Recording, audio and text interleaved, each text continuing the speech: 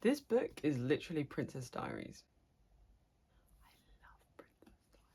Hello, we're back again with another video. I'm Alice, and if you're new here, we talk about books, we do vlogs, car vlogs, bit of lifestyle, a little bit of everything, you know. So if you're looking for someone to stick on in the background whilst you make yourself a meal, clean your room, do that thing you've been putting off for a very long time, or you just want someone to listen to, then I'm your gal. So consider hitting that subscribe button. Welcome on into the family. It is free, you know, so give it a go. Why not, you know?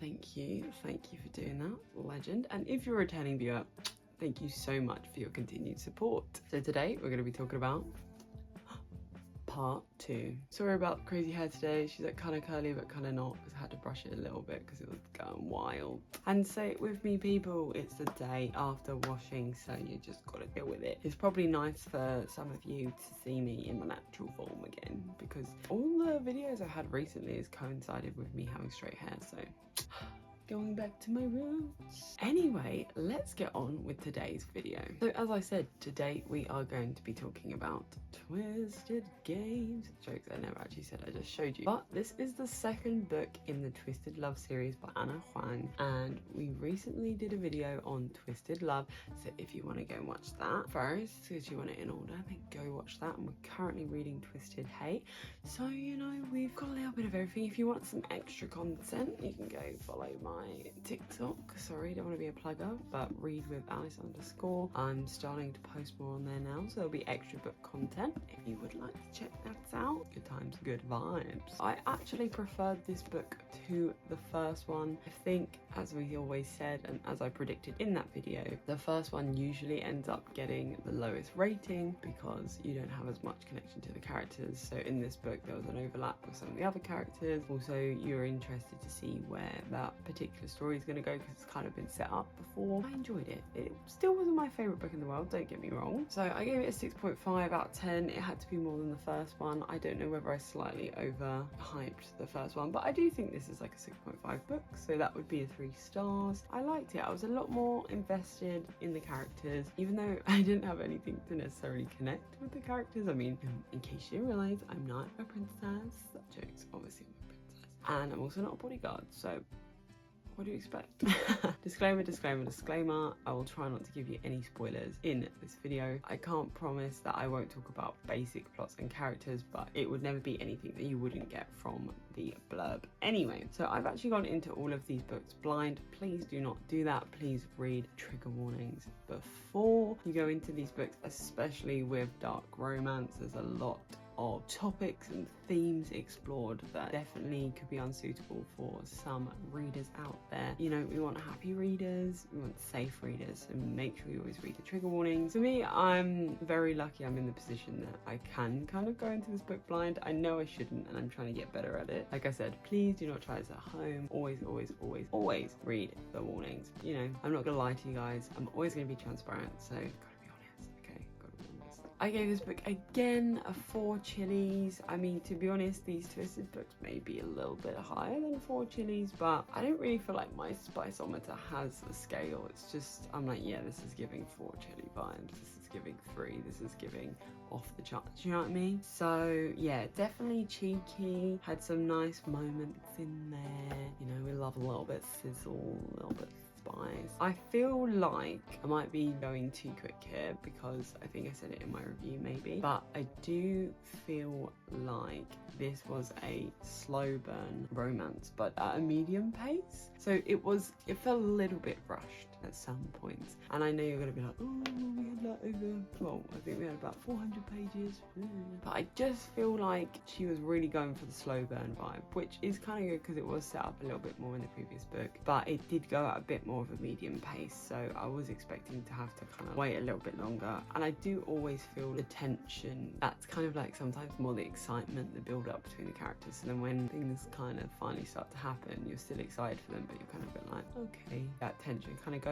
But they brought tension in other areas and other ways, so you know, she did a good job. Well done, Anna. I like this, and I really like these covers actually. Like, of all the books, I like the colors scheme, I like the print. It's very simple but in a good way. I will say she has a lot on the blurb, so that she really tried to fill them all out, but you know, it's good.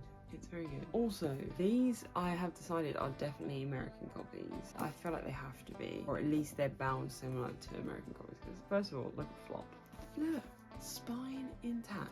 I feel like my life has been changed. I always knew this about American copies, but I just thought I don't think I would like that. I like the feel of like my books to be well loved, but honestly, I'm not mad at it. This was still very it's very like flexible and enjoyable to read. So sorry, this is not a plug. This is not sponsored, but I wish it was. I'm joking. But good times, good vibes. If asked would I recommend this book, I said yes to dark romance beginners, as I said before, but I also said to people who like Princess Diaries and wanted a little bit more, because you know Princess Diaries is fantastic and it definitely isn't the same plot, but there's a lot of similarities and I just love Princess Diaries, so honestly I'm here for it. Almost made me score it even higher just for the fact that it was giving Princess Diaries vibes. It was good, there was some little plot twists in there, so we enjoyed it. Now the moment you've all been waiting for. Would you like my review? Would ya? Is that what you're here for? Really? Alright, I thought we should see it from chat. Come on, guys. No, I'm joking. Click. Right, let's do this. So, my review. I said I enjoyed this one more than the first one. Definitely because it was giving Princess Diary vibe, but also because the characters had evolved and I felt like the writing was a bit more developed on the whole. I've never read a bodyguard romance before, so it was definitely a new experience, something nice sort of get into, you know, because it's quite common to see the same tropes, and tropes do come up in all of these books, but the same tropes and the same dynamics, so it was quite nice to actually have something new, which we loved. We also got a little bit of found family in there, which was unexpected. I didn't feel like that was where we were going to end up, but that was nice. A little bit of enemies to lovers, but not enemies, just tension. So it was kind of giving the tropes that I quite liked, so I feel like that was probably why I enjoyed it a little bit more. I feel like I definitely preferred Reese in this book, who is the main male protagonist, to Alex in the first one, just because Alex's character is really hard to connect with because he's kind of cold, icy. I mean, he sounds hot, do you know what I mean? He does sound hot, but he's one that you're like a bit intimidated with, a little bit scared of, whereas for like Reese, you've got that similar vibe, but you can tell he really cares and stuff. So I don't know, I found it a little bit easier to connect with him, and I also really connected with